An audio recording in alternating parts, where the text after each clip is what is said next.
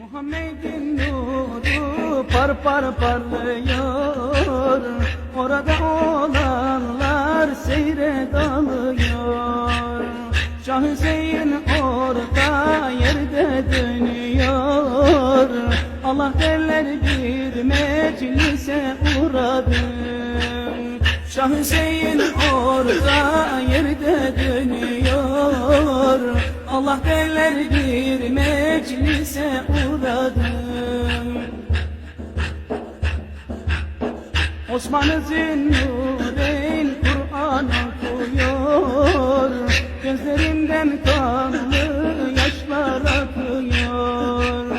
O Muhammed bu hallere bakıyor.